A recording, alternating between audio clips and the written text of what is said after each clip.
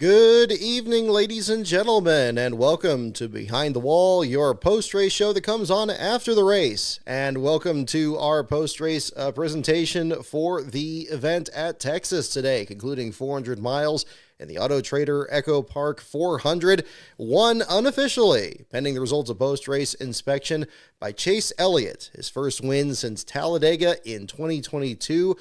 His winless streak is over, pending the results of post-race inspection. Also, the Hooters streak is over. Been since June 14th, 1992. The late, great Alan Kulwicki won his second of two races to win on the way to the Winston Cup Championship in that season there. And the sponsor has shown up here and there for different drivers in all three series, whether it was Brett Bodine or Jimmy Hensley, or, well, not Hensley, but other drivers in other series there through the years. And, again, it's just been in one part of the sport or the other, now a part-time effort in the sport. I mean, the thing that's really kind of caught me off guard here was just how wonderful. I want to kind of, front load this with the positives here. Again, Chase Elliott's interview there after the race, pitch perfect. Him mentioning Allen in that moment. I certainly wouldn't have necessarily expected that, right off there, especially with the emotions of his winless streak and being able to pull off the victory and all the pressure that undeniably has been on him as, the sport's most popular driver, and to struggle, much like we saw with Dale Jr. At periods during his career as well. To have in that moment for him to pretty much right off the bat mention Alan Kulwicki and the years of, being able to run Hooters as a sponsor now with his team, and being able to, pull off this victory in that moment. That's a really huge moment. And doing the Polish victory lap there after the race, a lot of really, great emotion on that too. I think I've always wondered, since, back then, what the Elliott family's memory of that is, and how, and if it was ever really strange that, Hendrick Motorsports picked up this Hooters sponsorship that had been, a kind of a partial effort for Chase, especially for the sponsor's home races in Atlanta, where, of course, that's, the Elliott family central there and so forth. So to see him mentioning that, I thought that was really cool of him. He didn't have to do it. And again, yeah, I've always wondered if that was always something that doesn't get talked about, like, if Derek Cope ever comes up in a conversation at the Earnhardt family, or something like that nature there. So that was really cool to see. I think that was really exciting there for that. I still think that, again, I mean, for how much the sport has changed, I think there are a couple of things that usually kind of tie together, the past and the present.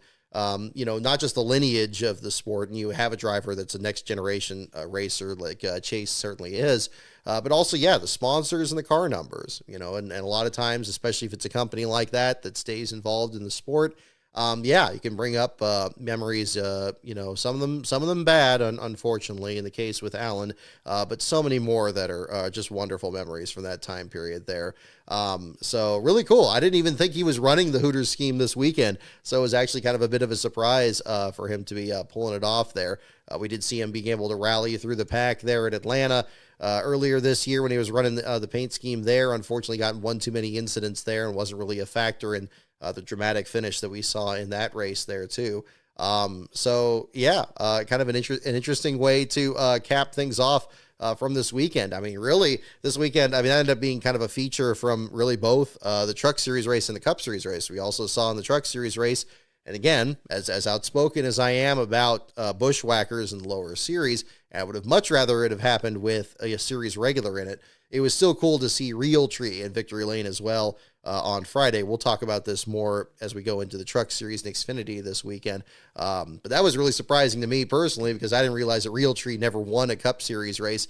I thought in my mind that first came up when they were bringing that stat up after the race the other night, that Mike Wallace ran it in 2008 in the race that Regan Smith got screwed over there at Talladega. I thought that Mike Wallace also ran it in the Truck Series race in 2011, but that was a different sponsor. That was Anderson's Maple Syrup.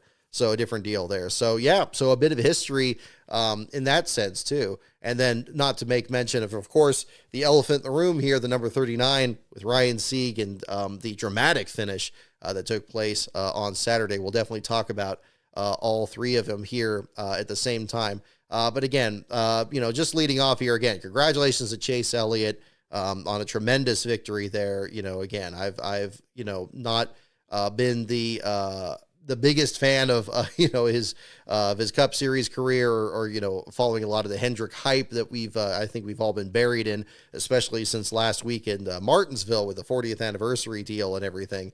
But undeniably, a great moment for both the driver and the team. It's unfortunate that the broadcast had to end as quickly as it did. I know they ran over because of all the overtime finishes and everything, and so they had to slam cut into the drag racing thing. I can't really be too critical of Fox for that in particular, but seeing a lot of the comments on the discussion, and I agree with a lot of them here. Unfortunately, lackluster broadcast here in general again this weekend, even again on the Cup Series side, and it's really too bad because this race, as crazy as it was, it didn't have, of course, the pack racing that we had in Atlanta, but we had just a ridiculous number of cautions and an unbelievably treacherous track. Like we, in that element was kind of like the Atlanta race in that sense there. This coming off, of course, the whole Denny Hamlin, Marcus Smith debacle here from last week. There was a lot that they could work with here. And I think, again, this is another one where you could look at the booth on one end and the production crew on the other.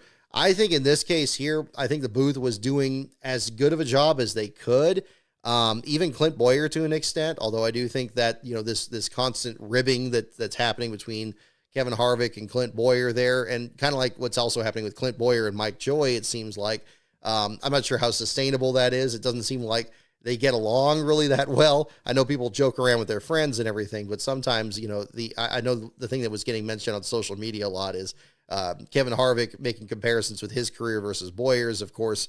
All the celebrations of Harvick's career and what had happened in Boyer's career. I think as Emp Lemon very aptly described it as just being constantly in the wrong place at the wrong time for a lot of times there. It's hard to compare that. I know that, in the past, if you look back at the old NBC broadcast, Wally Dallenbach always had kind of some tongue-in-cheek segments there. One of my favorites, I'm sure I've mentioned it on the show here before, was one where they were fishing. They did I think Dave Burns was fishing at the pond outside of Darlington, and he got some Dallenbach's Budweiser car. So you can see the signature on it there. So, it's not unprecedented for the booth to be playing, off each other, especially if you have drivers that are going to have very different accomplishments in their careers. So it's not necessarily coming out of nowhere. I think even the NBC group that they had back then was very solid, in a sense where they were really trying to figure things out after taking over for ESPN. But yeah, again, I think in this race here, there was a lot of crazy stuff that was going on here. I thought the pit reporting was decent on this. But the production, I think in this one here, I have a hard time really being that critical of the booth in this one. Although it seems like I think most of the time, I think most of my gripes are kind of that direction because, again, they could really kind of carry this. I found this to be kind of a neutral kind of broadcast from the booth. I didn't find too much of it really adding to certain moments of it, but I didn't feel like it really took anything away from it. But the production was just atrocious in this one. I don't know what on earth was going on. It seemed like every single commercial break was just timed at the worst possible time. And I guess to a certain extent, I guess you can't be, you have to kind of temper some of the frustrations of that a little bit because, at the one hand, they're not going to know when these cautions are coming out. And we certainly had more than, above average number of them, even, compared to the last couple of years with the issues in tires and so much, so forth that was happening here. But it always seemed like they would go to commercial at the worst possible time. And, and particularly, I noticed, especially following the last place deal here, there were a couple of cautions. It seemed like they came out right at the moment they were playing the outro to go to commercial, and they didn't break out of it to actually show you it. So by the time he came back, pretty much everything had been resolved. And I know this has been brought up in other races this year. It seems like this has been a consistent issue of cutting away. I know we talked about this at COTA, where there was the first lap issue that Corey LaJoie had, and you can see that his car is dead sideways, and then just cut away from it there. And that's got to be so frustrating in the booth, because while I think it's kind of a lame excuse to say, oh, I can only talk about what's being shown in front of me. Some tracks like COTA, you can't only see so much of the track in front of you there.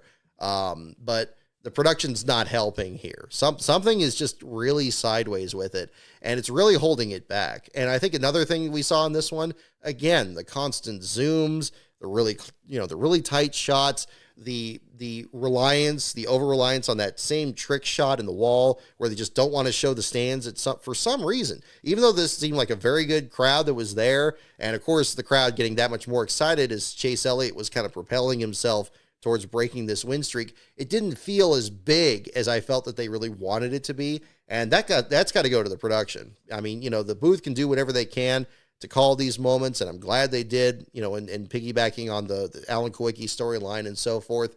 But man, I mean, the production it seems like it's just tripping over its own feet all the time. And I don't know why that's the situation here. And it's unfortunate because, again, it's going to be like some of these other segments you see on social media or whatever, where they'll play they'll have to like really be very creative with which shots they use and try to cobble it together to be presented as best as they can.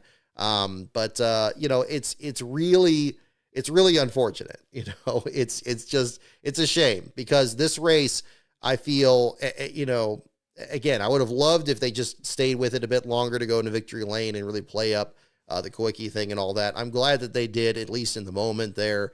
And again, that's a big kudos more to Chase there. But again, it felt like more. I mean, I've always described like how much of a parallel experience there is in watching these races versus what you see on TV. And then you're listening to, the scanner, and you're listening to what the other drivers are talking about. It just seemed like every move was just the wrong move there. I like that we have at least some side-by-side commercials every once in a while, which is great, because then you can actually have a situation like John Hunter Nemechek's wreck toward the end, where you would actually see it play out here and actually track what's happening. Again, there's just no effort to recognize like when a big moment is happening to kind of get back into it again. So I'm not sure if that's going to be the situation there. This thing just refreshed. Hopefully make sure the chat hasn't conked out on me here. I think we're still good. We're still live? Okay, hopefully we are. My page, my NASCAR.com page just kind of refreshed, so I'll make sure we're still good. But regardless, I guess we could talk more about the broadcast, definitely over within the context of this weekend here. Honestly, for me, I mean, I think, really in the Cup Series one, I felt like I was much more able to kind of just tune it out before tracking what's happening. But even then, I would hear about somebody spinning out, and then, we're halfway through a Wendy's commercial and that's what's happening. So I hope that something is in the works to try to fix it up, because it just seems like there's still a barrier and any criticism is just not getting heard. I've always talked about that on the show here as well. So regardless, let's go into the race results here in the meantime. Chase Elliott, your winner. Unofficially a margin of 558 thousandths of a second, although we did have the final lap accident involving Ross Chastain that forced the race to end under the caution flag. The race results do show Keselowski ahead of William Byron for the second spot. I know Keselowski was contesting that as well, because the results seem to show Byron in second, at least from what NASCAR was looking at, but Keselowski's not conceding that spot there, and certainly looking to, get as many points as they can, of course, still looking to break his own winless streak, of course, coming up here. Will be another thing to look at. But again, unofficially showing Keselowski in the second spot with Byron in third, Reddick in the fourth spot, Daniel Suarez back up to fifth. I think one thing that was interesting about this race in general is just, since we had so many cautions, and Boyer is actually very apt to describe this, saying that cautions are opportunities, we saw such a complete changing of the guard in general of just the running order. At one point, Harrison Burton leading the race for a number of laps, and then bringing up Jeff Burton, his father, winning his first race in the inaugural Cup race at Texas in 97.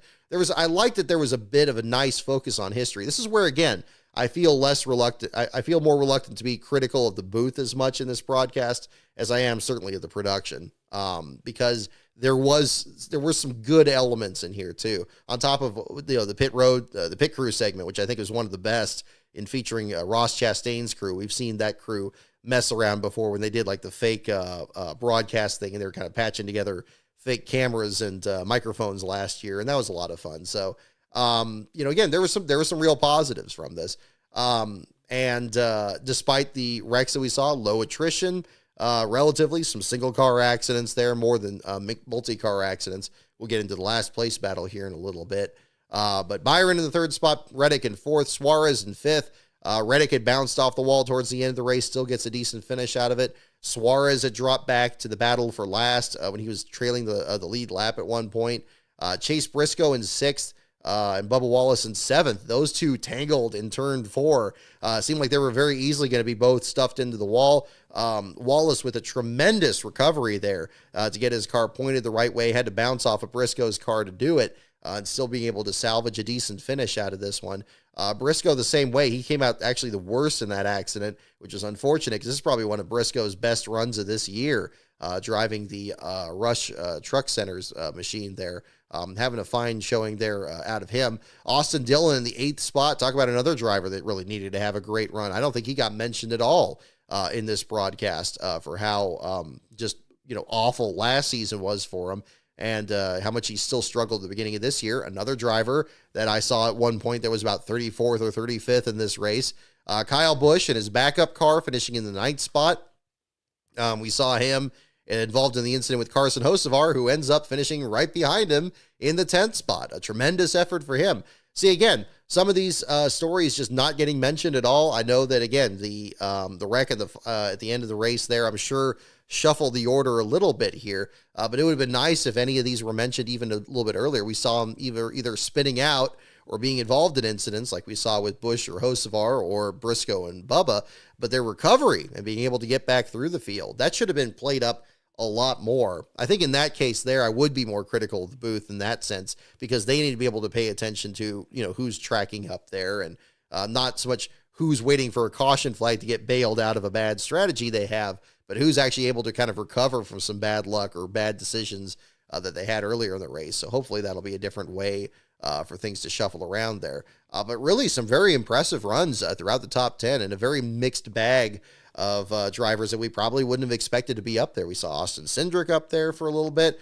at least in qualifying, based on how he started the race. We saw, again, Harrison Burton. We saw Zane Smith up there for a little bit, which was really surprising. And a lot of drivers able to kind of hang in there. Even our last place finisher, pending the results of post-race inspection, Austin Hill, getting his second last place finish of his Cup Series career. He restarted on the outside pole by staying out the caution at the end of stage one. So kind of an interesting situation there too. And even though we had a first stage where several drivers lost a lap, we had so many cautions in the second stage and into the third that it really kind of kept that at a very absolute minimum. Chastain, such that he was involved in the incident on the last lap, ends up dropping back to 32nd at the finish in a 38-car race.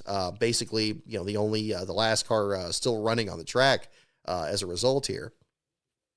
But, kind of an interesting deal. The bag, Todd Gilliland, I think, was very impressive in this one. We saw him up into the top 5 there a bit before his teammate Michael McDowell had that accident there in turn 4 that dropped him back in the order. Gilliland ends up shown back in the 31st spot. I'm not exactly sure what happened to him towards the end of the race there, but unfortunate that the results are just not going to show, how well he had done, at least through about the first to maybe the middle third of the race there too.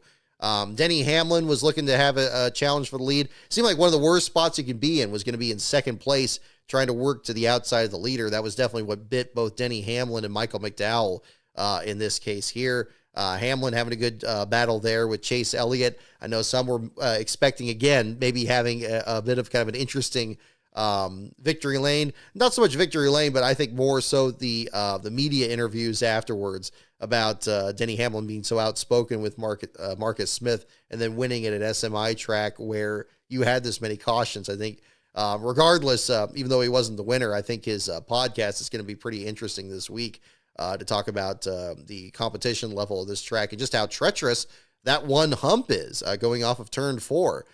That caught so many drivers off guard here. We saw it whether it was Michael McDowell's incident or Christopher Bell's wreck that triggered the big pile up there with Alex Bowman and John Hunter Nemechek there. And then at the other side, you have turn 2, which is just really slippery. You get a step a little bit outside the groove, and you're just going to slide into the wall instead. Texas, I think, has always been probably one of the most treacherous tracks. I mean, certainly in its first couple of years, they had problems with weepers going through the track, and you had first or second lap accidents that cleared the field down. You look at some of those old races on that surface, and a lot of the field is just utterly tattered at the end. It looks like something out of Martinsville. They seem to fix that in like 99 and 2000. And then at that point, you just had a very, very fast track where you had very abrupt transitions into the corners, and you would have some pretty hard single car accidents. At least you didn't have the big field clearing pileups, but you would have tracks where you would have these very hard hits, and it would also be very demanding on the engines too. You have tons of blown engines. You watch Dale Jr.'s win there in 2000. And it got to be, where even his teammate Steve Park was blowing an engine in the final laps of that one. And then it just became a very exhausting track that way. You get up to the car tomorrow. Of course, you think about Michael McDowell's big flip in qualifying that gets played way too much every time we come to Texas. And just how physical that race was. And you transition kind of from the era where Jeff Gordon is struggling to pull off a win there, and he always seems to have bad luck, and finally breaks through and wins there, and I believe 2009. Then you have Jimmy Johnson being dominant there, and you have some, pretty solid races there. I mean, even when Jimmy Johnson was at his most dominant, you would have some incredible battles. I remember one of my favorites was one where Brad Keselowski was fighting Jimmy Johnson on the way to Keselowski's championship in 2012. I believe that was Texas and not Atlanta, unless I'm mistaken on that. Correct me if I'm wrong in there in the chat. But really, it's had these different eras. But then, of course, now we're in this era where they've completely changed the banking and switched things around. They've tried to run the All-Star race here. They tried putting PJ1 on it. They've had some good IndyCar races here, but then really touch and go in the Cup Series. And it's been so much more of a challenge with this new car because now, you got these problems where you've had flat tires, and then you had some very hard hits, whether it was Martin Truex or Alex Bowman in the past. This track has always been, but one phase or the other, whatever the configuration has been, whatever the car has been. This, I think, has always been one that maybe the drivers have been apprehensive. And I know they played this up half jokingly before this race started. But that's very much the case just as much now as it's ever been. I'm glad they didn't bother putting all the PJ1 down. I think that made it for about as good of a race as we could have had here. I don't think, again, that a bunch of crashes is necessarily what makes a race good. But regardless, I think that was about as good as you could have expected, but it was still going to be treacherous at the same time. I don't think there's anything they could do, really, short of just completely starting over, which I don't see them doing, honestly, to make that track, less risky. Used to be Pocono was probably the most treacherous track out there. I mean, I know they've narrowed things up by eliminating a lot of those runoff areas there and having the safer barriers there too. And I think to an extent, it still can be a pretty treacherous track there. But I think Texas has really kind of taken that crown away as being really, challenging. And you can't charge these corners maybe as hard as you want to, or you can't run side by side maybe as long as you want to, as you would at another quad oval like a Charlotte or Atlanta. So it just requires a lot of finesse. But at the same time, it's also a gauntlet, even a 400-mile race here. I'm so glad it's not 500 miles anymore. I mean, this one felt plenty long enough. But a 400-mile race here is still just, I think, a real supreme challenge for these drivers out there. And I think that speaks even more highly of Chase Elliott pulling off the victory here today. Steering issues were a big issue in this race as well. Ultimately, it's the second straight last place finish that was the result of steering problems.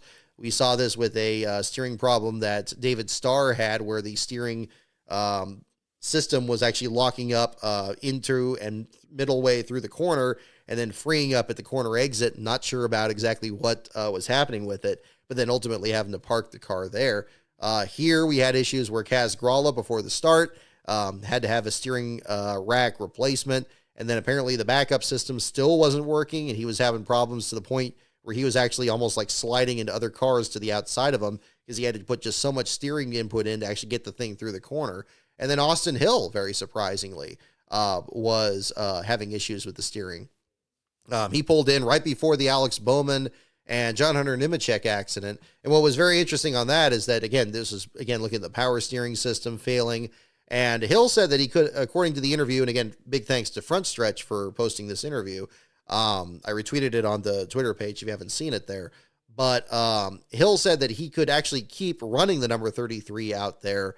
No problem without the steering. I mean, of course, it was going to be difficult to do, and he was going to be running well back in the pack. But of course, him still being used new to the Cup Series here, this is only about his 7th or 8th Cup start. He's going to try to get as many laps as he can out there.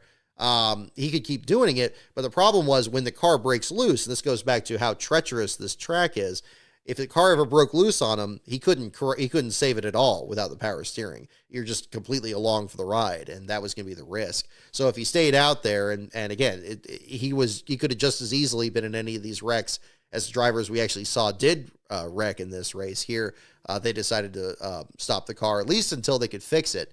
I think they probably counted on having more cars eliminated in the Alex Bowman wreck, and maybe they would have gained a few more spots there by running a few more laps.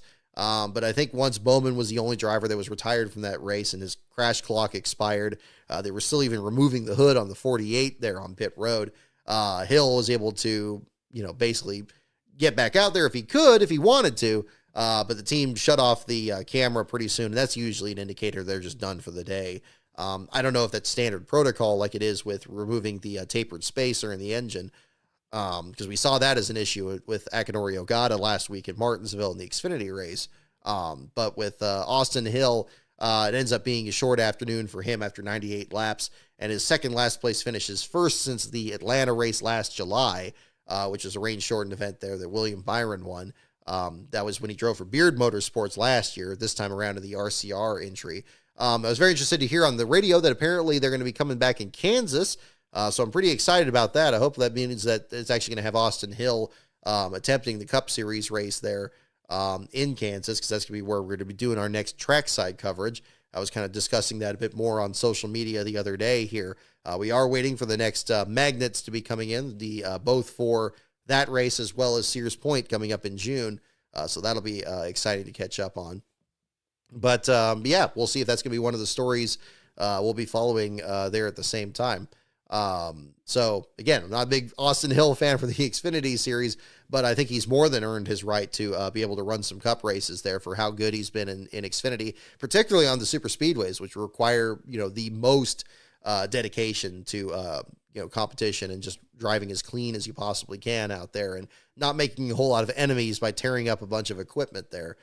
So Austin Hill, unofficially your last place finisher, first for the number 33 at Texas since 2017 with Jeffrey Earnhardt. Alex Bowman finishes next to last. Josh Berry, Michael McDowell, and John Hunter Nemechek, all four of them eliminated with accidents there, each in separate incidents. Berry and Nemechek were involved, in fact, in multiple incidents before they were eliminated. Berry brushed the wall early and brought out 2 cautions later on, and John Hunter Nemechek being involved in the Bowman incident and then wrecking as well there too. Some hard hits. I was kind of surprised in both John Hunter Nemechek's wreck and Denny Hamlin's wreck that we didn't see quite as much crumpling of the rear of the car like we saw with J.J. Yaley last year at Richmond, when they were kind of starting to remove some of the supports in the rear of the car. I hope that, I don't know how much, energy absorption the drivers were experiencing compared to 2022. I mean, certainly hope it was certainly better than that year where they just had literally none, and the car wouldn't take any of the abuse at all there. I mean, we saw a little bit where the back of the car was pushed in, but it would be nice if there was, again, I mean, there's a little bit more of a crushability to the rear of the car, especially at a track like this where it seems like that's going to be the kind of most common incident you're going to have, is the car just, the back end gets away and there's so little room between you and the wall that you're just going to be stuffing it in there. We saw some savage hits in those cases there. Apparently these drivers have been checked and released from the infield care center. Certainly hope that, there's nothing any more to that story there. But that was I thought that was interesting there, because I thought for sure that the crushability of the rear of the car was such that you would even fold over the rear wheels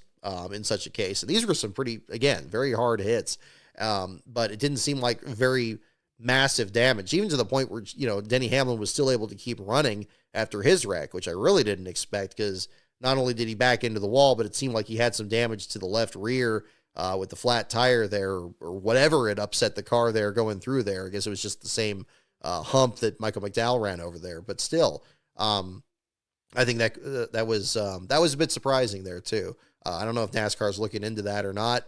I guess we'll find out. I mean, we'll find out pretty directly from Denny Hamlin's podcast this week, in discussing that and what happened with that wreck as well. But your bottom 5 finishers, pretty much 4 of the 5 they're eliminated with accidents. Ryan Blaney just on the outside of the bottom 5 after some crash damage in turn 2 late in this race. We saw him exiting pit road on one of the restarts. Ross Chastain in 32nd, and then the field goes from there. Eye-opening to see some of the incidents in practice, similar to what we saw in the truck series in particular, when practice began here. But Kyle Busch spinning out in turn 2. Again, we talked about him recovering into the top 10. And then you look at Jimmy Johnson, who really continued to struggle in this race. I hear that, again, he's running these races to have fun. I'm not sure how much fun he's having, spinning out this car here and being involved in these incidents early on. Apparently, he's going to be running at Kansas as well coming up here in a couple of weeks, but maybe running at some tracks that he's a little bit more comfortable with. It's kind of strange to say that, given the fact of how successful Johnson has been at Atlanta, Atlanta he's been good too, but Texas as well, for all the wins that he scored here. The 29th place finish is all he has today here for the number 84. Again, I suppose still good, for fans to see a 7-time champion out there competing. But I know people have mixed opinions about, exactly, again, what he's trying to accomplish out there in the number 84. I mean, I'm sure he wants, like the car number, to get that 84th victory there, and break that tie. But it's just such a difficult situation with this car being just so radically different, and him not getting really that many laps in it. I know he was very outspoken in his media center interviews over this weekend that we hear with a lot of the other drivers, that you can't really make meaningful changes to this car in the limited amount of practice that they have. And that's the same if you have as much experience as Jimmy Johnson has, or if you're someone, one of these newcomers in there, like your Austin Hills or your Carson Hosevars or so forth. So, we're seeing the real challenge to that too. But we'll see if things turn around for him. I mean, I'm not sure.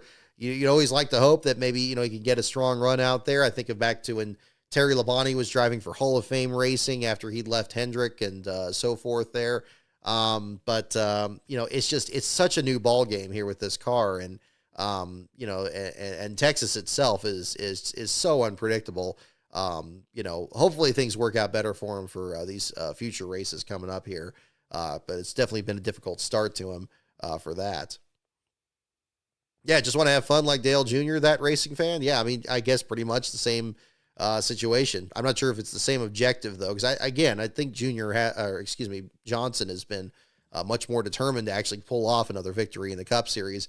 And at least Junior has just been doing it more in the Xfinity Series. I wonder if that would be a better option for Jimmy, given the fact that he really wasn't a bushwhacker in his Cup career, which is one of the big things I think was a big reason for his success. That a lot of the other championship contenders that he faced in the mid to late 2000s there were because a lot of them went into the Busch Series a lot. Tony Stewart did, Kyle Busch did, Brad Keselowski later on, and Carl Edwards. These guys were people that would challenge him for championships. But that little bit of a difference there, that little bit of a separation in those last 10 races, I'm not convinced that those extra laps in the Xfinity Series helped any of those drivers, because Jimmy Johnson was able to just kind of cruise along and keep getting those championships, and he figured that out. But I almost think now that maybe that would be a better option for him. Do kind of like what Dale Jr. is doing and run some Xfinity races so they're at least closer to what the Gen 6 cars were that he was so good in. Right up to, the last couple of years of his Cup Series full-time career. So we'll see what the situation is there. Frustrating day for some other drivers here as well. Martin Truex Jr. And Ty Gibbs having issues on pit road and dropping back in the lineup there. Gibbs ends up finishing in the 13th spot with Truex in 14th. I'm pretty impressed with this 12th place run for Ryan Preece.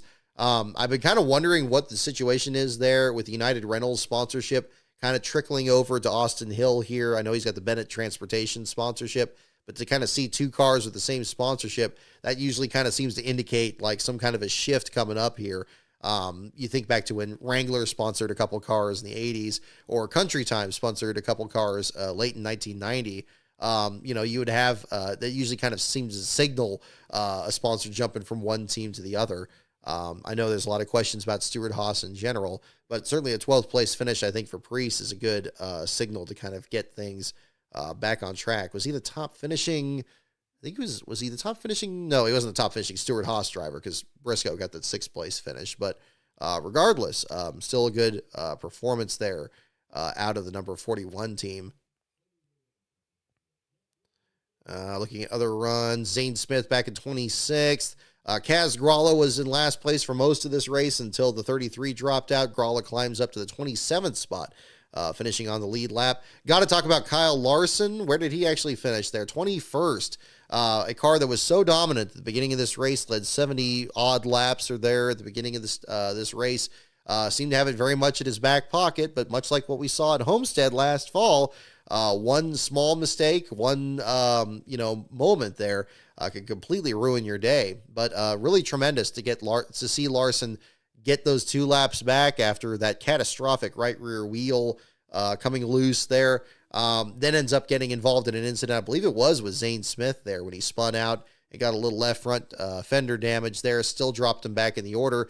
And unfortunately, since again, we had so few cars that were a lap down because we had so many caution flags that were putting people back on the lead lap, that really actually kind of made it more difficult for Larson to get back into contention because each time he'd be restarting back in like 30th or 31st instead of maybe about 19th or 20th because there we had so much fewer cars on the lead lap. But regardless, the 21st place finish certainly doesn't indicate all the stuff that he went through in this race here.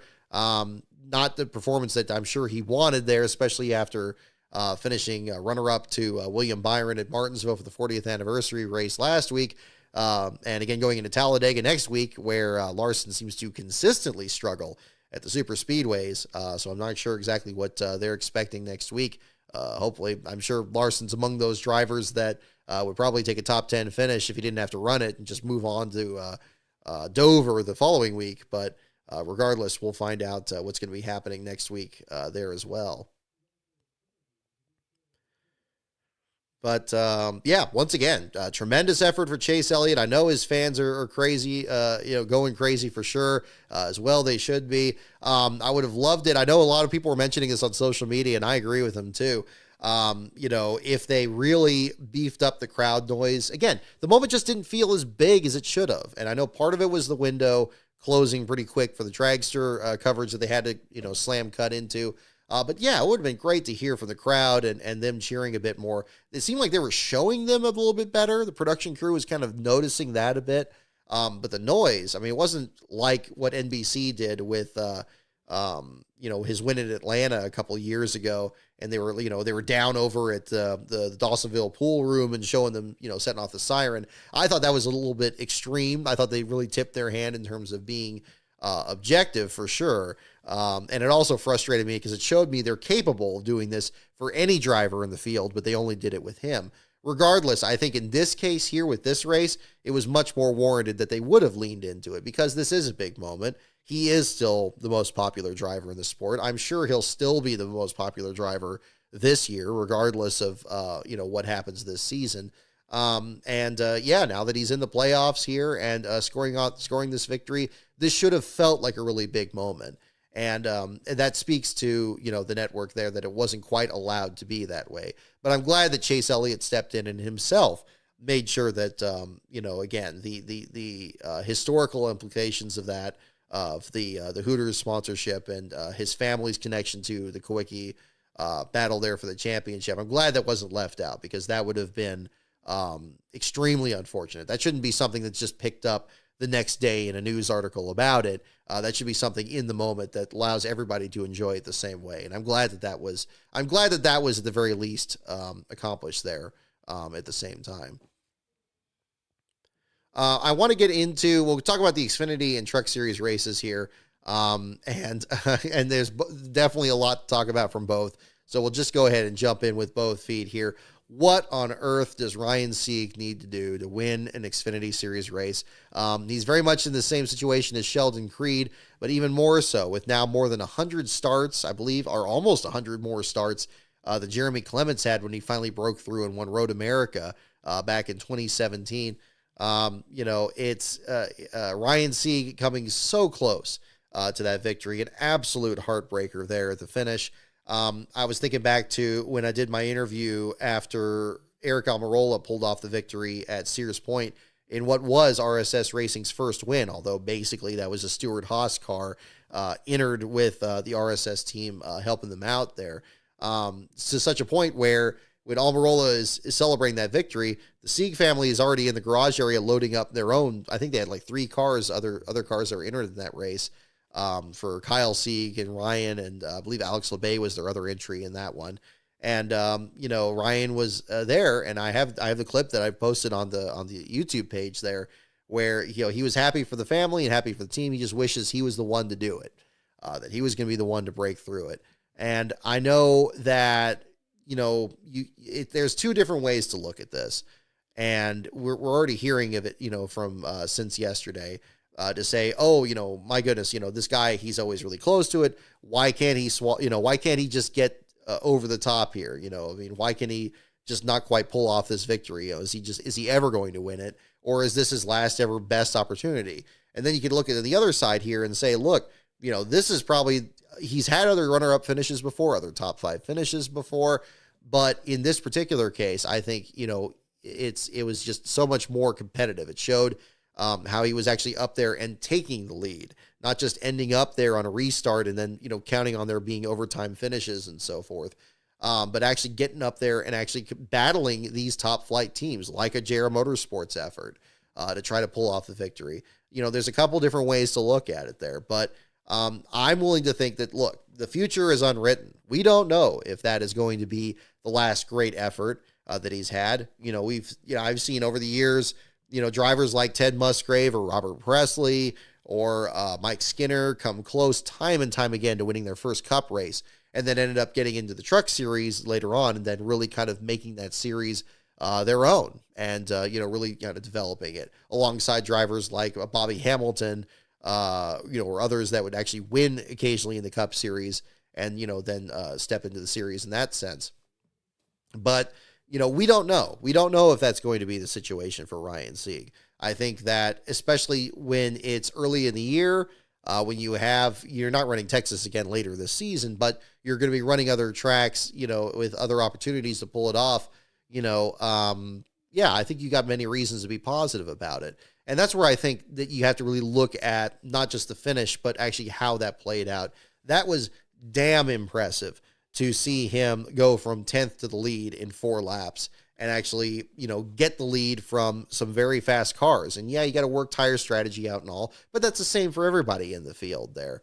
And especially to take advantage of what's been a very off start to the year for JR Motorsports, despite the fact that Allgaier dominated that race, much as he had at Phoenix before the flat tire that he had. It's incredible to think the only top 5 finish for JR Motorsports coming into that race on Saturday was Carson Kvapil last week at Martinsville, which is in the expansion car, they're the number 88. But yeah, to actually have Sieg get up there and get the lead and take the lead. It was just, I've seen a lot of ones where he'll end up out front, maybe on old tires, or maybe, he'll inherit the lead because somebody else that's leading spins out or has bad luck or something like that. This one up here, I was so impressed with that he would just take the lead, that he was working his way through the field. And on a broadcasting front, Ross Chastain in the booth for that Xfinity race really elevated that moment too. It felt like a big moment.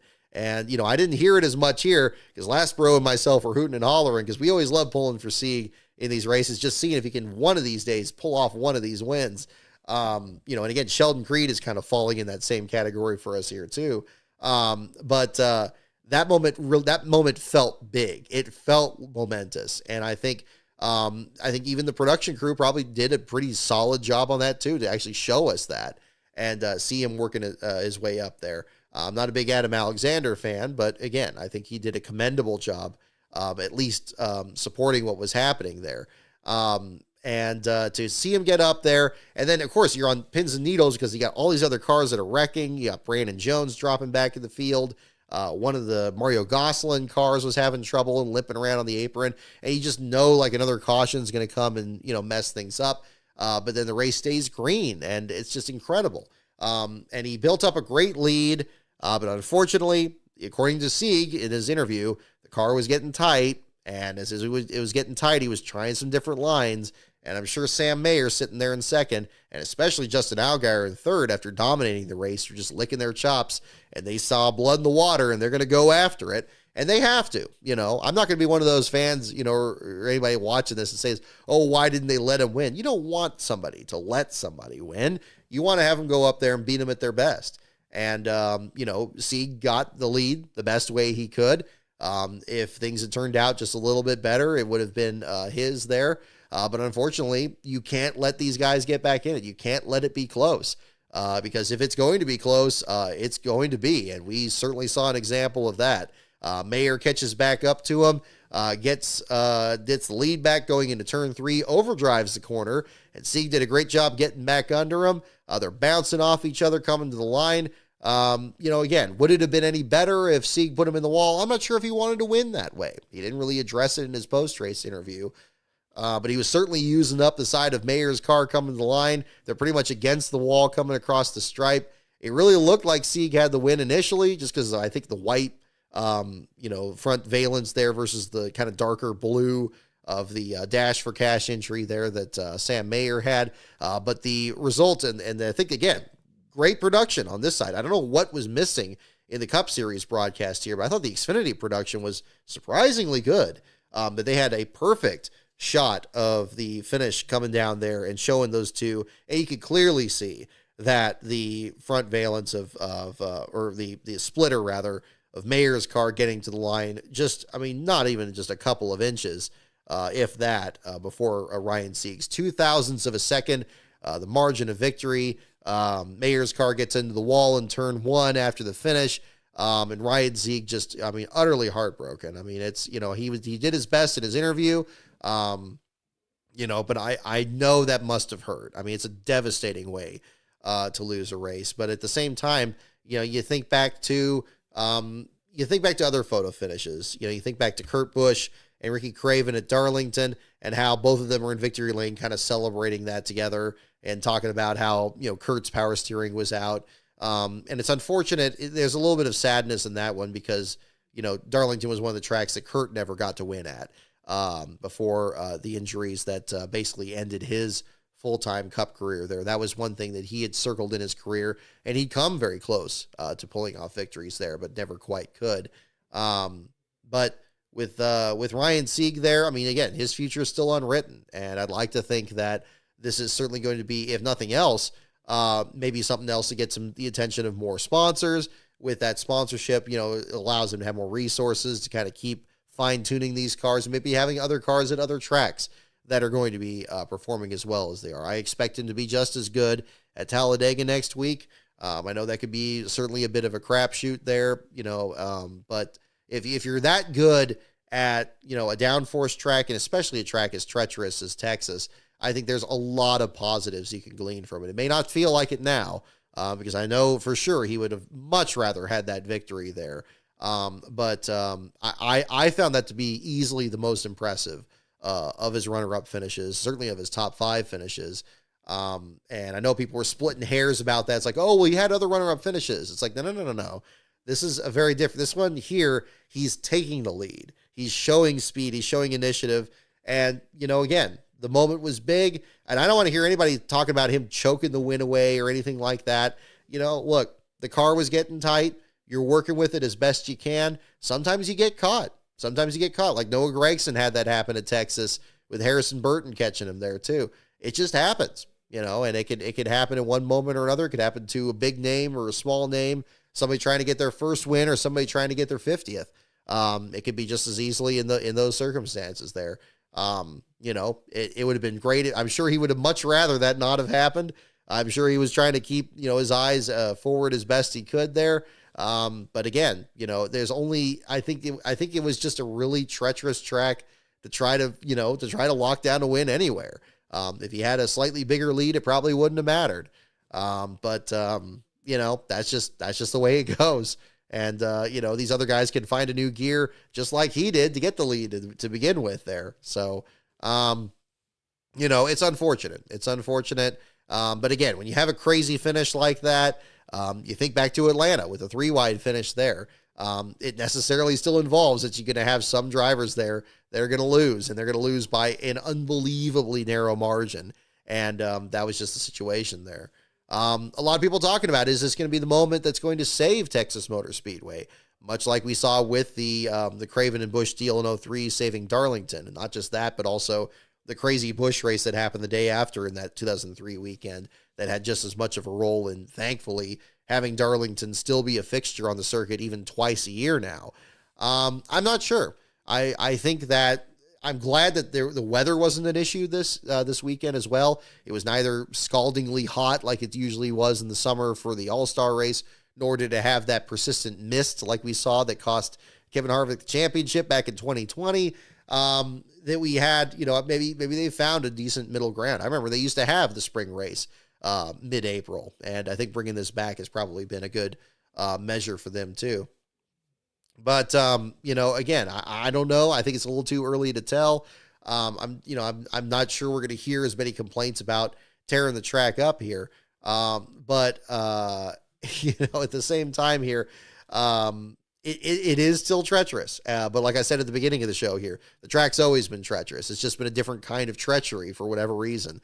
I don't know what it is about. Maybe it's like Talladega. It's like where the track was built or something has something to do with it. But, having it one time a year, I think is probably enough. And having it be this gauntlet that these guys have to figure out, there's still something to be said about that. And I think that we saw some pretty solid racing really out of all three series this weekend. Although it was a bit more of a crash fest, certainly on the Cup Series side than the other two. So regardless, it's another way to certainly look at that. Looking at the last place battle in this one, Dawson Cram looked like he was going to be on his way to being your last place finisher in the Xfinity Series race. Had the window net come down the early stages of the race and lost several laps. We actually saw a video that was just posted earlier today on Cram's channel showing the team really struggling with trying to get the window net back up. But that cost him multiple laps there. He ends up finishing next to last. Chad Fincham ran over another driver there on a restart there and crunched the left front fender. Then the left front tire was starting to cord really quickly, caused a serious vibration. And Fincham is classified last in that race out with suspension issues in that. So that was the other article that was posted yesterday. Fincham being your last place finisher, his first last place run in the Xfinity Series since 2020, one of his first starts in the series since he drove for the SS Greenlight team at Martinsville last year, and the first start really for MBM in the Xfinity Series this year, coming 1 week after MBM finished last in the Cup Series race with David Starr. So Fincham being your last place finisher, Dawson Cram, Kyle Weatherman, Blaine Perkins, and Garrett Smithley, your bottom five there. Looking at the top 10 finishers of the Xfinity Series race, Sam Mayer again over Ryan Sieg by the 0.002 of a second. Justin Allgaier in third after leading 117 of 200 laps. Still has a win getaway, and I know he was very frustrated, understandably, in his post-race interview. AJ Allmendinger and Cole Custer rounding out your top five. Austin Hill, Ryan Truex, Sammy Smith, Jesse Love, and Anthony Alfredo in the top 10 there. Alfredo backing up his top 10 from, I believe, Phoenix in the Botticelli family-owned Chevrolet there, the number 5. Good effort for both him and our motorsports there. Kyle Sieg, speaking of the Sieg family, just outside the top 10 in the 14th spot. Josh Williams continues to be at least knocking on the door of some decent runs with another 12th place finish there for the colleague effort. Jeremy Clemens in 16th, Shane Van Gisbergen in the 18th spot. Sheldon Creed dropping back in the closing stages there to finish in the 19th spot. Matt DiBenedetto rounding out your top 20 there. Other drivers through the field here. We saw Daniel Dye spin out in the early stages, came back to finish in the 24th spot in a double duty effort for him. David Starr in the other SS Green Light effort in the 28th spot. Leland Honeyman shouldered out of the way by Justin Allgaier, finishes in the 31st spot. Again, really shows just how difficult this track is. If you get just one little bit out of the groove, you got two drivers, I think, fighting for the same spot. Looked like Allgaier got loose under him and just put him in the wall there, which is unfortunate. The Young's team, I think, is still a team that's been really interesting to follow this year because they seem to be even kind of a step up on even their Truck Series program this year, with the exception of Mason Massey having that great run at Martinsville last week. But I've been really interested to see what the 42 can do in Leland's hands this year. Hopefully they have some other better runs further down the line here.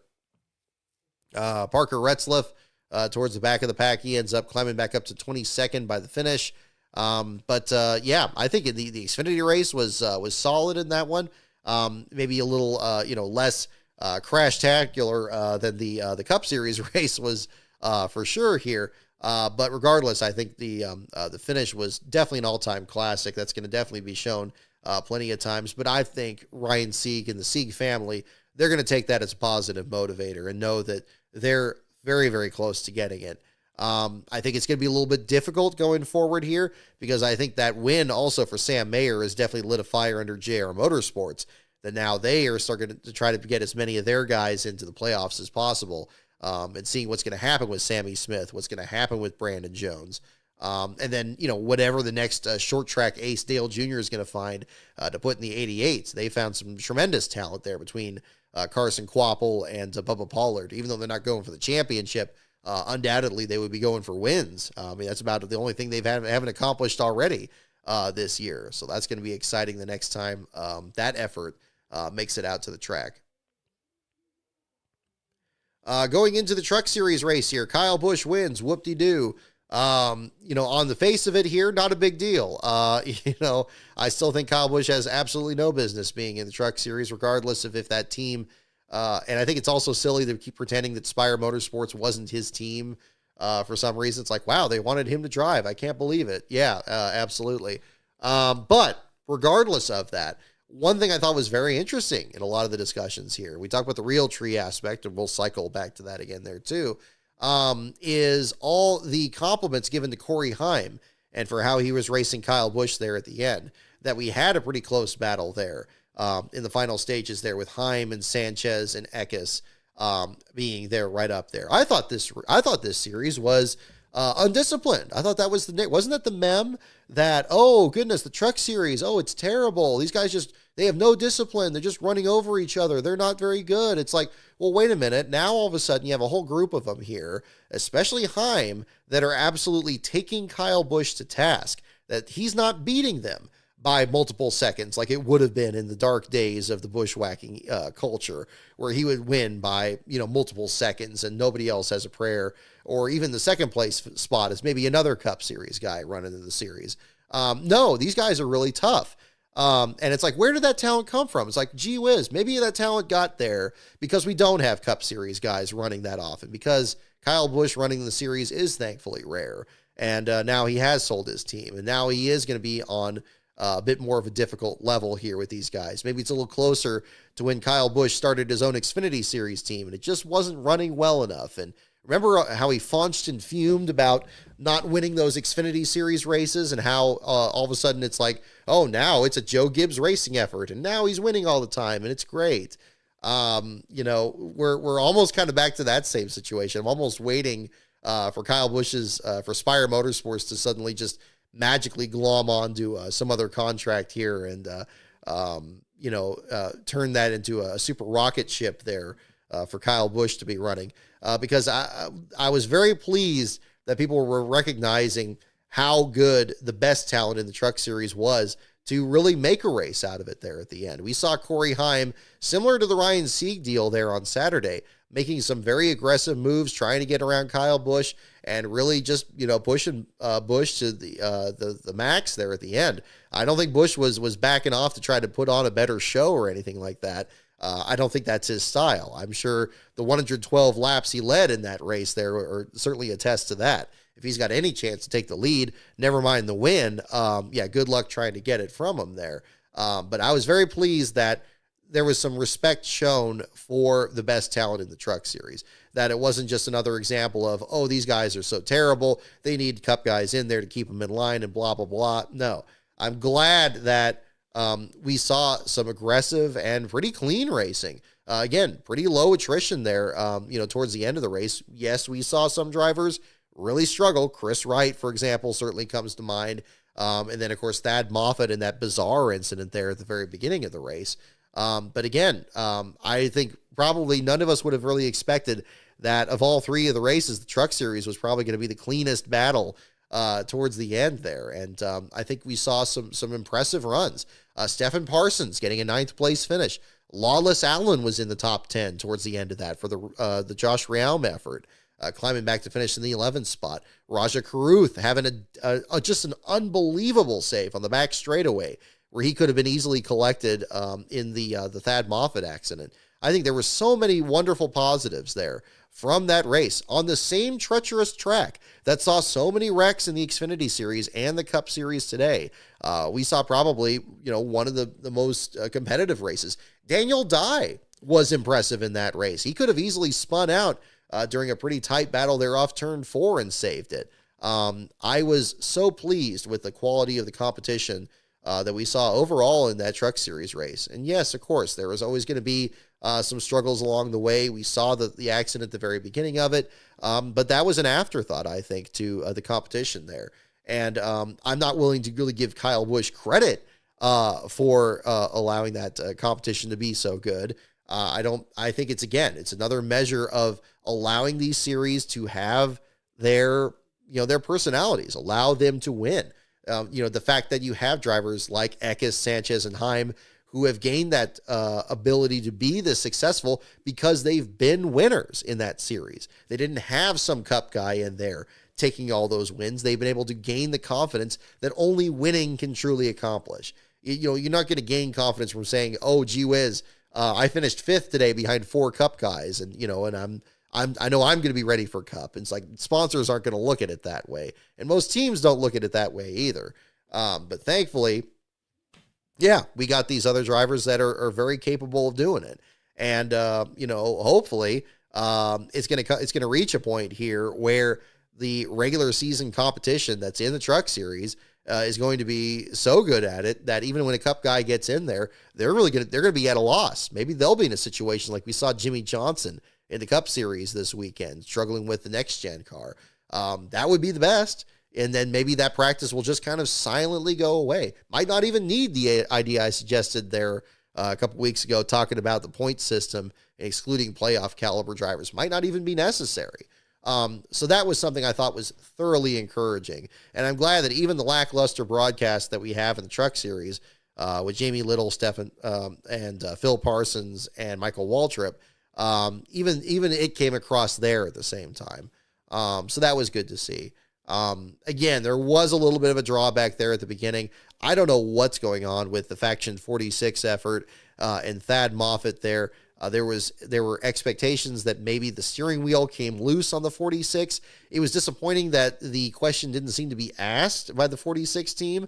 They were just kind of wondering what was happening. According to Thad Moffitt himself in his interview, that something just seemed to grab the left front and kind of drop him down the track. But that was a very long time with wheel very hard over.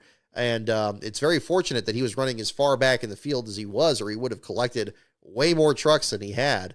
Unfortunately, it ended up being a short evening there for Tyler Ankrum, who was already involved in a practice accident earlier that day. Ankrum ends up with another torn-up truck, so ends up having 2 tore-up trucks there for the McAnally effort. Memphis Villarreal also involved in that incident. He's from Texas, so he was certainly looking forward to having a good run there. But that number 20 team at the Randy Young effort has just been snake bit this year ever since they've come back to the track these last few weeks. Seems like every week they're always a contender in the bottom 5 regardless of who's driving it. Lane Riggs back to struggling again here this season, finishing 4th from last there in the 31st spot. The Front Row Motorsports effort having trouble there too. And then Chris Wright in his first of a few starts this year for Tricon Garage had at least 2 different incidents there before ultimately getting wiped out of the field there in the 30th spot. So rough deal for a lot of drivers at the bottom of the field.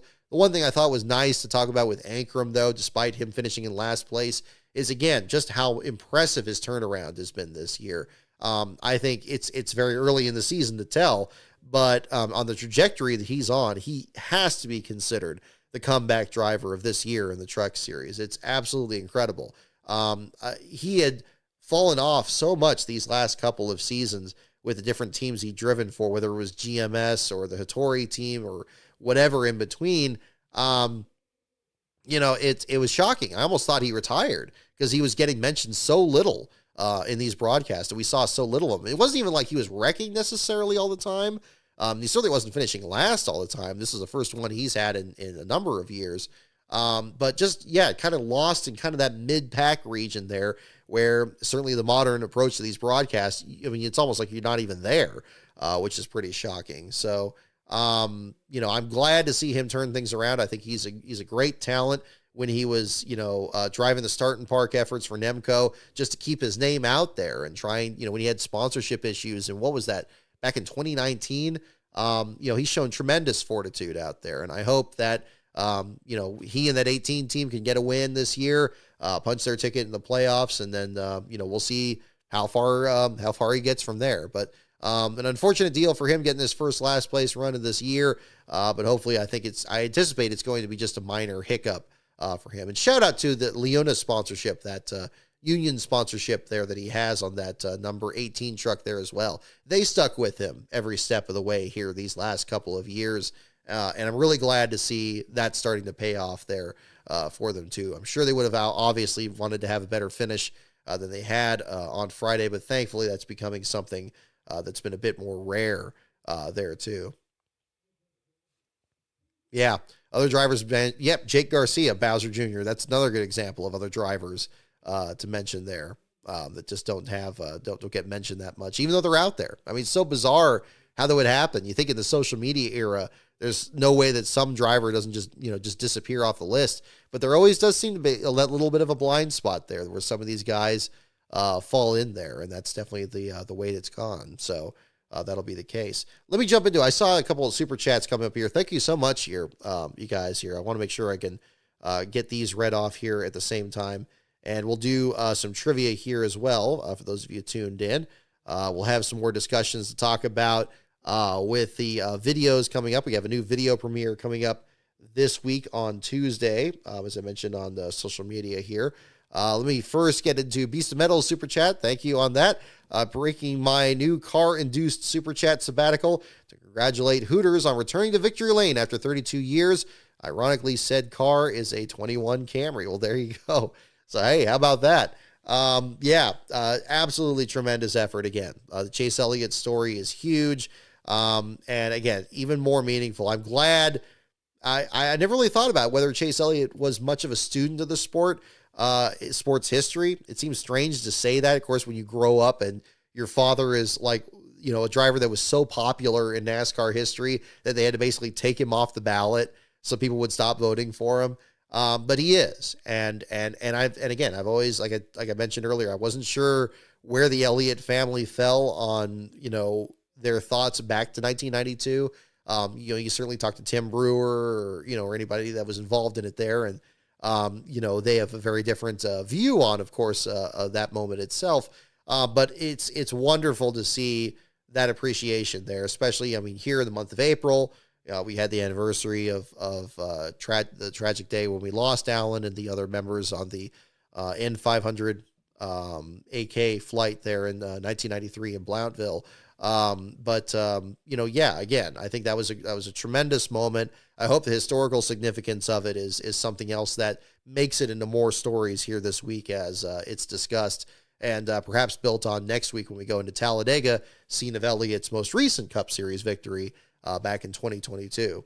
So yes, absolutely. That was a huge moment there for sure. Doing good, Tal Owen. I saw your comment there as well.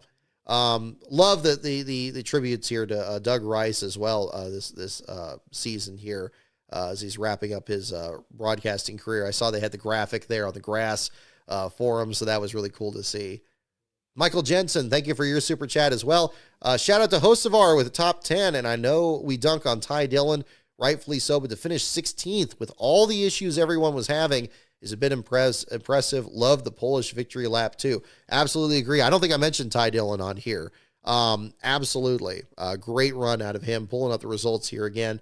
We did talk a little bit about Hocevar. Great effort for the 77 team. Again, kind of building on that great run that Hocevar had at Bristol last year. But Ty Dillon, I mean, he's had such an up and down career in the series, whether it was driving for the 42 or the 77 these last couple of years, and things just not gelling. Being part-time in the Xfinity series, still having some bad luck, even driving for Joe Gibbs Racing equipment there. He gets this effort at Colleague, which itself is pretty surprising. After Allmendinger got over back into the Xfinity series, I really expected the 16 to have something shored up a bit more with like a full-time driver rather than being an all-star effort. Certainly getting some starts for Josh Williams has been great. I was really surprised to see Ty Dillon added to that lineup. I wasn't sure what, was happening there that was allowing him to, really feel prepared for that effort. I mean, it seemed like that was going to be higher expectations than really his previous couple of teams had at the Legacy Motor Club or over at Spire Motorsports. But him rising to the occasion. I mean, he was very much at the back of the field, ran as close. I think he ran last very briefly, if not very next to last there in this race. But to finish 16th there, yeah, that's a solid performance. You think back to his efforts back at the Germain Racing Team when he won those couple of those stages at Bristol and Dover. Again, wasn't near that today, but within 4.5 seconds of the lead and having a decent finish there, that's absolutely worth a shout out. So, Michael, thank you for mentioning that. That's definitely worth bringing up there too. Looking at this here. Yeah, I think that's mostly long and short of it I have for the top three series. We'll do trivia here in just a little bit. Let me get the device. Oh, there it is. I have it right here. As you can see, I got my shirt of the day here is my Tucker, Georgia RSS Racing one here. So the Ryan Sieg shirt here. So definitely wanted to fly the colors after that fine performance that he had in the Xfinity Series race the other day. So that was really good too. Definitely wanted to mark the occasion there at the same time.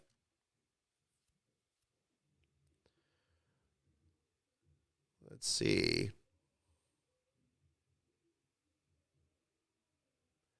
I'm seeing some interesting. I'm sorry, I'm just looking at social media here. Some interesting discussions here on the broadcast again. I'm definitely leaning towards being more critical of the production here than the booth lately. I mean, there's some that again, I think the booth is more of a concern in trucks and Xfinity. In Cup, I mean, again, I think we've reached a neutral level, which is nice. That's definitely a step up here. But we'll see what happens. Let's see here. Oh yes, I was gonna pull up Pockrace's page here, see if we have any announcements on inspection. It's still pretty early here. Nope, that's older on that. I don't think we have anything. We got interviews with Larson and so forth here shown. Oh, Austin Hill actually led a lap there too. That's impressive. I guess he had a lead there before he and Blaney were up front there on that other restart. So that's interesting. NASCAR reviewing saying putting Keselowski in second and Byron in third at the time of the caution. Chastain politely declined comment after leaving the infield care center. These are other tweets here from Jeff Gluck and Bob Pockrace here, just checking on the feed. No, we do not have a call on inspection yet. So, okay, we'll do some trivia questions here, and that will be more for the show here. We're actually getting ready for something a little later tonight here, this being April 14th. I've touched on this a little bit before. Even a couple of years before I got interested in NASCAR, probably the first historical subject that grabbed my interest there was the sinking of the Titanic. And of course, today is the 112th anniversary of the famous sinking there. And there's going to be a live stream there of a reenactment or a computer reenactment that they've done the last few years. And every year they always add something new to it or other research that's come up on it. Tremendous. Titanic Honor and Glory, I believe, is the main effort. There's also Ocean Liner Designs with Mike Brady there, does tremendous work there as well. They've been doing some collaborative efforts with RMS Titanic Incorporated. So I'll be watching that tonight. If you guys would like to join that as well, I think I'm trying to see where the link is on that. That's will be 7:30 tonight Pacific or 10:30 Eastern, because they're trying to do it live about the same time as the syncing there. So that'll be something we'll be checking out later tonight. We'll also have, of course, the article for the last place finisher. We got that started there for Austin Hill. We'll see if we're going to get some results on that. But in the meantime, we'll do some trivia questions here to wrap up for the evening. So we'll do some questions. So the categories once more are NASCAR, pits, teams, tracks, drivers, and the wild card. So once again, categories are NASCAR, pits, teams, tracks, drivers, and the wild card. So we'll do that. I'm going to get something to drink here, and then I will tell you a little bit. I don't have anything for show and tell tonight, but I do have some stuff I want to talk about with videos coming up. So if you're interested in that, stay tuned.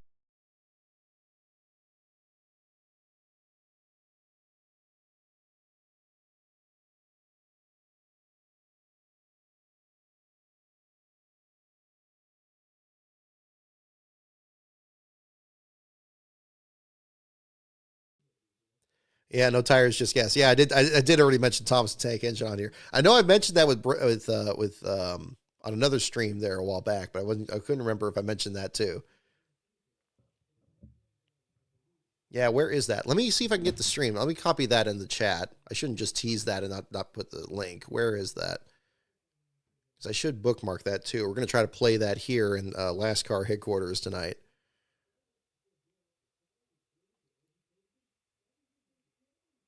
They already have some. Oh, okay, no, it's just start. Oh, this is cool. Oh, this is really cool. It's got like they have a loading screen there of the ship.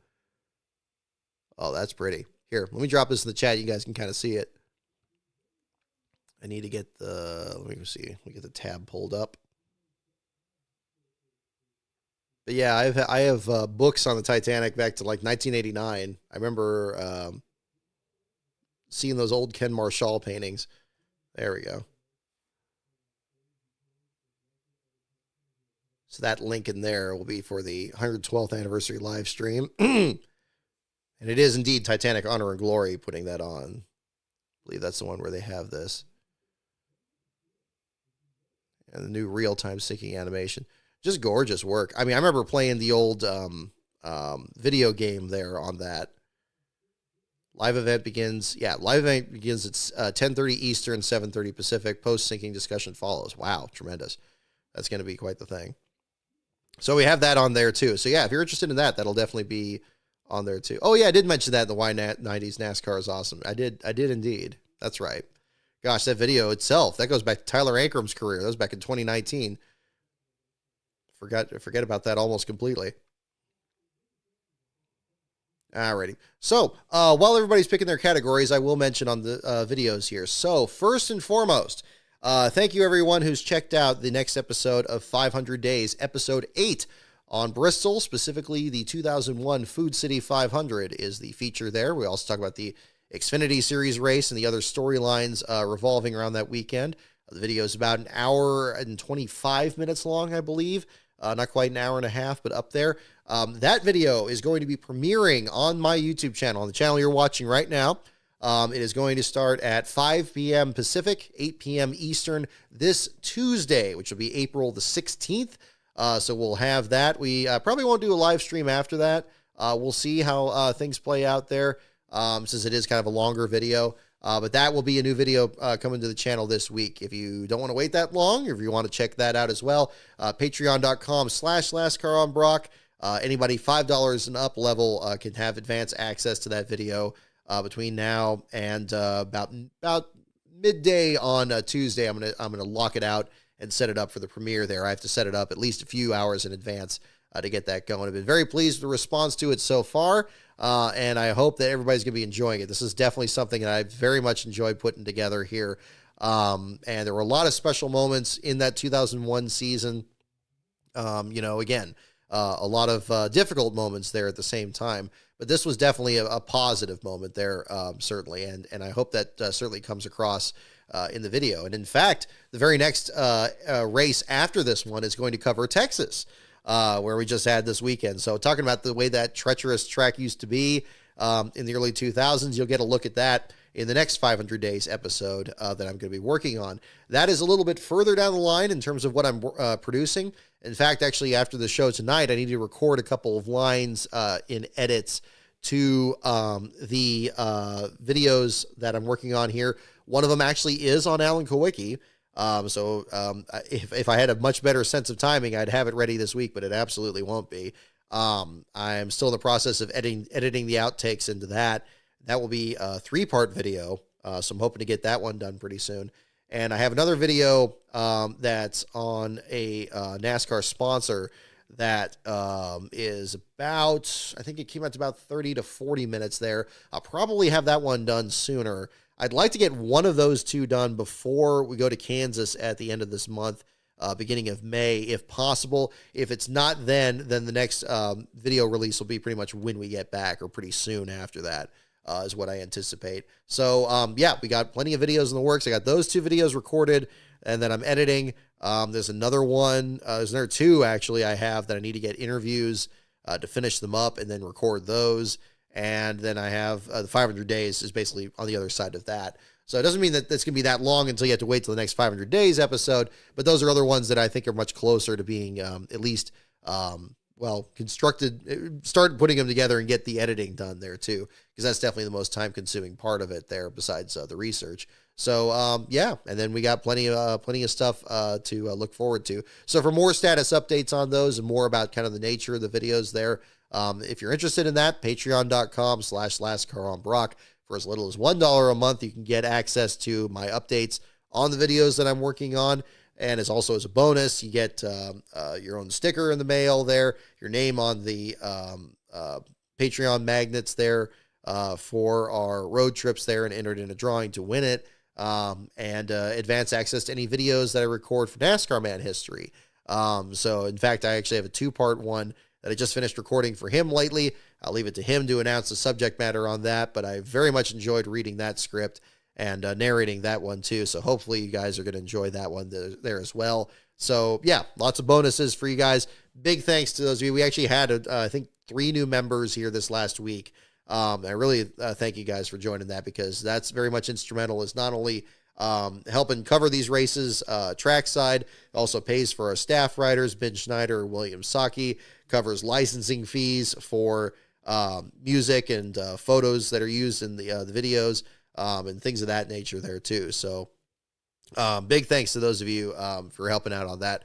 And again, if you're unable to join the Patreon, next best thing, this channel here, just keep sharing the videos here on this channel and sharing them with your friends there, because that helps out just as much there too. So big thanks on that too. Should make LastCar Noggin boss hats. Are those like the really big hats, like the ones that William Byron wears? I'm not sure, but yeah. Did I premiere 500 Days this week? No, I did show the thumbnail for it, so that might have made you think that it was premiered. It is in the Patreon, though, so if it's, I don't know if you've seen it there instead, but that would be the case. But yeah, that will be, the video premiere itself will be this Tuesday. I don't think I said it any earlier. It should still be in the, it should be unlisted right now. That's usually the way I set that on there. Yeah, that's the ones. Okay. Yeah, I haven't done that yet. That would be pretty fun, though. Maybe one of these days. That'll be something to make my head look a little smaller than it is. I know I already got to wear the large, extra large flex fit hats. For those of you who are interested in these hats, just the standard size instead of the really huge ones, I do have those available for sale in the eBay page there as well. But more details on that on lastcar.info. The main page has the links to all of that as well. I do flex fit style here, so that's more this deal here. Same ones that I wear both for the races and the trackside coverage. And they're also embroidered locally here at this place too. So I think that's about all I have on the videos right now. So yeah, the premiere this Tuesday is going to be the big one. I'd love to get this, gosh, I mean, if I can get this next one here edited this week, that might be too tight of a turnaround, but it might be by the next week. I mean, I could even set it for a release once we, before we even leave, that would be great. It's just a matter of how quickly it's going to come together. So I think we're getting there, though. I think we're getting there. So that'll be exciting to kind of figure out. I just need to see how much more time I need to finish these up here. But that's the exciting part. Once the timeline starts filling in and I can start working with the pictures, Brian Hallman has again been tremendously helpful. The BRH Racing Archives with classic material. NASCAR Man History has reached out to me as well for materials on one of these videos in particular that I think is going to be really good. Yeah, I think it's going to be enjoyable for sure. Alrighty. So where are we with the categories? I see 2 for wild. No, I see 3 for wild card. Oh, it's kind of a toss up here. I see tracks, drivers, and wild card. Those seem to be the big categories here. Well, let's see. Maybe we'll do tracks. I think we haven't done that one in a while. How about we do that? Alrighty. Here we go. First question, folks. What track was first laid out at the foot of the... a little too dark there. Let me start that over. What track was first laid out at the foot of Lake Seneca by Cameron Argetsinger? There's one here. Think about that. What track was first laid out at the foot of Lake Seneca by Cameron Argetsinger? Don't Google it. Try not to Google it. Try to see if you can guess it.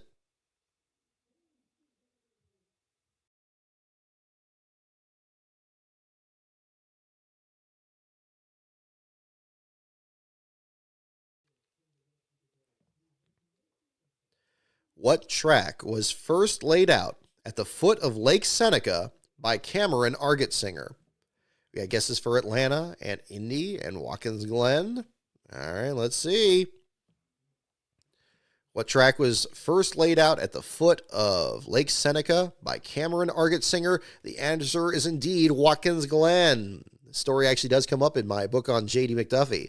I go into the history of Watkins Glen itself. So if you're interested in more stories on that, that is definitely one place to check too. Alrighty. Next question. What driver finished second at Rockingham 4 straight times beginning in 1995? Try to look it up. Try to guess it. I'll read it again. What driver finished second at Rockingham 4 straight times beginning in 1995? By the way, Beanboy89, you were the first one to guess Watkins Glen on the last one.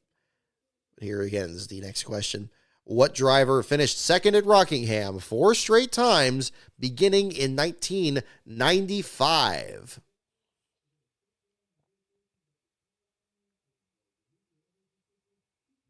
That is our question here, folks.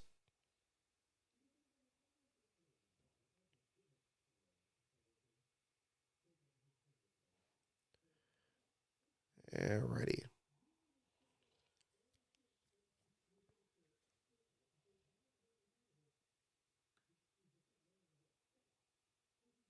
Yeah, no tires, just gas. You're the first one to guess, but first one to guess Watkins Glen, Beanboy89, it looks like.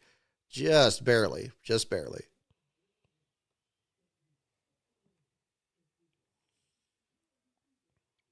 Michael Jensen, I like your idea there. This might be more of a NASCAR Man video idea, but I'd love to see some sort of compilation video of rules manipulation, like the photo of Dale Earnhardt lifting the front of his car up in inspection.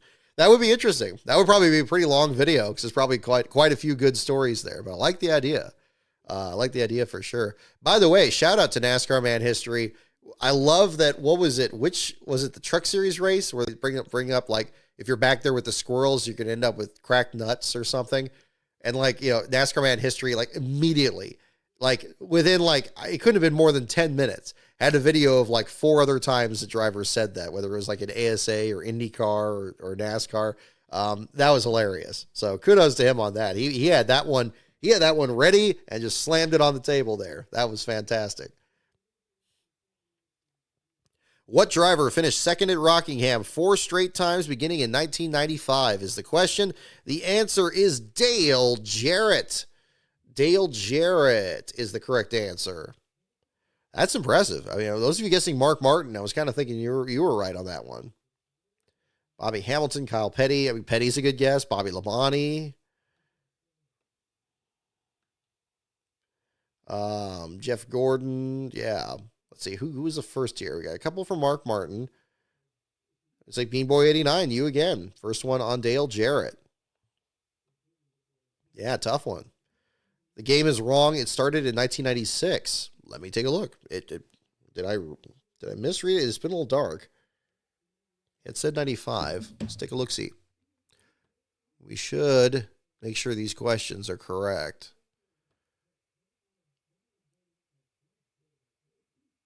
Pull it up. We get Dale Jarrett. We'll just pull him up. We'll do it the driver stat way. It's been wrong before. Also, when we had that the diecast car that had the trivia questions, I think we had a number of those that were wrong. I guess the Hot Wheels really didn't vet their questions very well back in the late 90s. And we had some issues with that. Let me look at it here. Rockingham. Correct. Yes. Nope. You guys are right. Yep. It is 1996 that it started. Yeah. Spring of 1996 through 1997. February. Wow. DJ was that good here. I don't remember DJ. Those were a couple of years. I didn't follow the sport as closely. 96, 97. Ironically, it was the Titanic that actually kind of pulled my interest away for a bit because that was when the James Cameron movie was coming out. And I just kind of committed more time to that. But I didn't really watch races week to week in that time period. I still went to Sears Point. That was about it, though.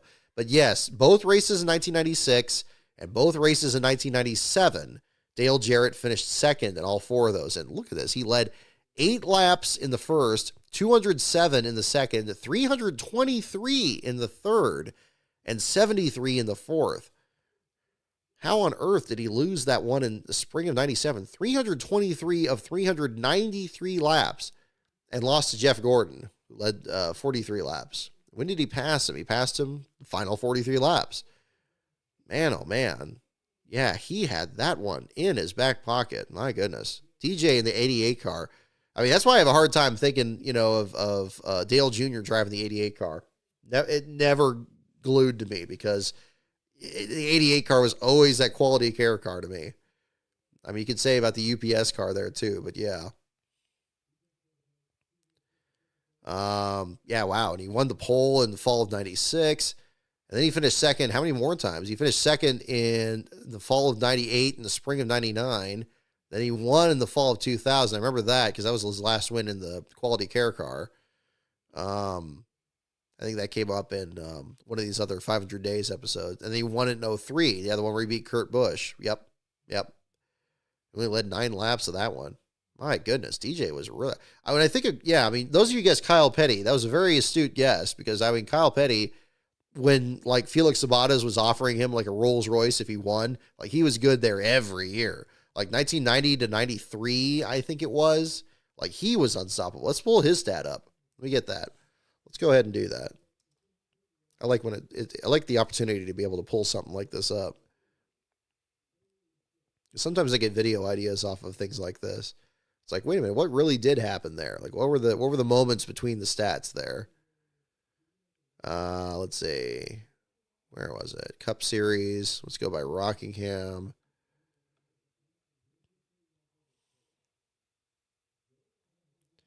Is it going to let me do this on the second screen?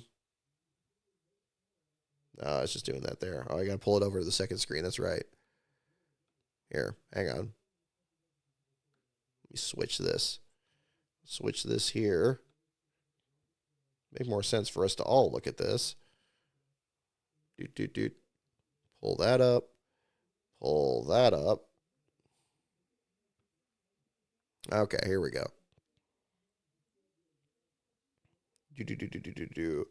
Looking at the Rockingham stats. Yeah, 3 wins for Kyle Petty at Rockingham. I want to look at that early 90s era. Yeah, there we go. Okay. So, yeah, right there. Yeah, 89, 90. So, yeah, once he gets over to Sabates, 10th, 1st, 20th, 1st, 9th, 29th, 1st. And look at all these polls. Look at that. 5 out of 6 polls from 1990 through 1992.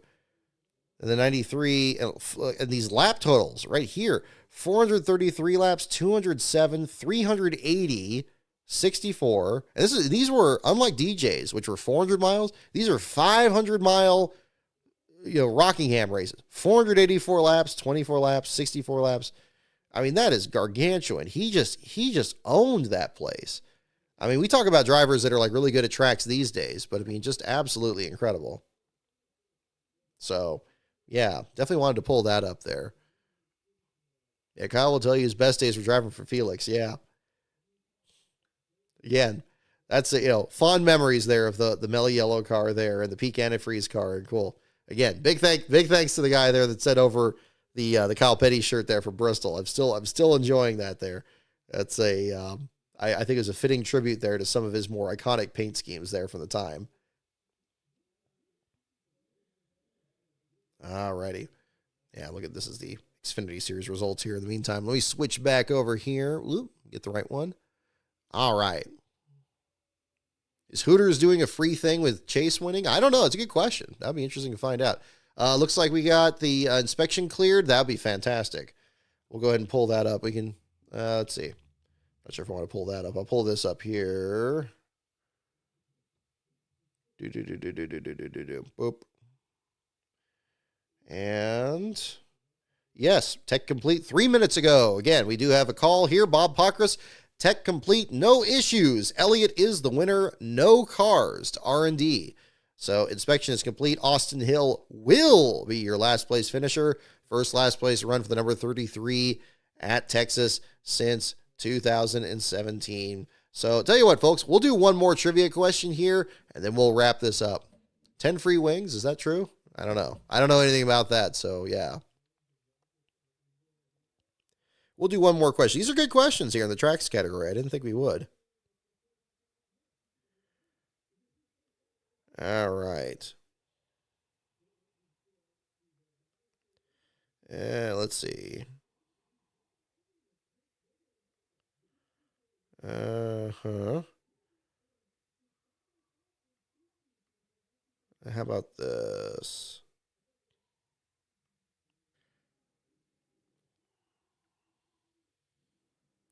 Here we go. Here's a good one to wrap up. Last question for the evening, folks. Here we go. Where could you watch a race and then go swimming at nearby Philpott Lake? Weather's starting to turn. It got pretty cold here at Lascar headquarters, but we can look ahead to warmer temperatures here. Where could you watch a race and then go swimming at nearby Philpott Lake? That is a question.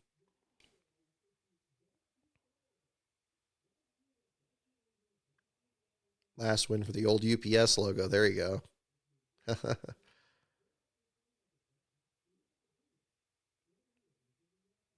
Yeah, thank you, Bowser Jr. XD, for the heads up on the Rockingham statistic. Yeah, you are correct. 96 to 97. Let me read the question again here. Where could you watch a race and then go swimming at nearby Philpott Lake? Philpott Lake. Philpott Lake. I can see one of the drivers jumping in there. Yeah, exactly. Well, we got good guesses here. We got Darlington, we got Daytona, we got Michigan, we got Talladega, New Hampshire, Martinsville. All right, let's see. Here we go. Last question for the evening. Where could you go watch a race and then go swimming at nearby Philpott Lake? The answer is indeed Martinsville. Martinsville. A few of you got that one. Charles Peterson Jr. Looks like you got it there. Willie B.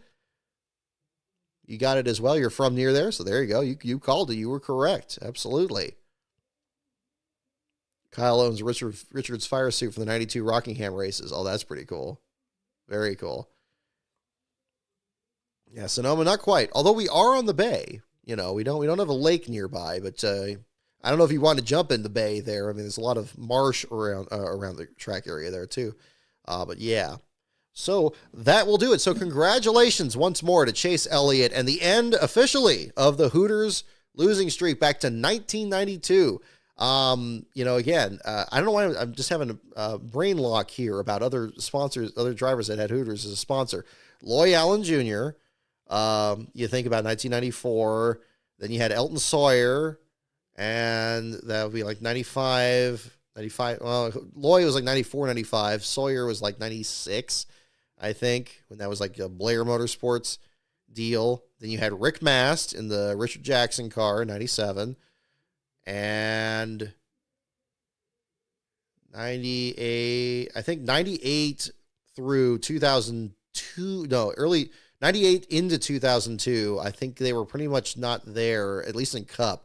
And then you had Brett Bodine in early 2002 because he had Wells Fargo, and that sponsorship didn't last long. And basically it was weird because, Brett Bodine jumped on as a sponsor, and then it was him in 2002, 2003. They had the tribute scheme for the 10-year anniversary of the plane crash. So you had the silver car. And yeah, then I think it was in the truck series for a time. 2005. I guess, I don't know if it was a gap all the way to when Chase Elliott came in like 2014, 2015, thereabouts. He drove the 24 car. I know he had Hooters on that car before he had Hooters on the 9 car. So they jumped on with him pretty early.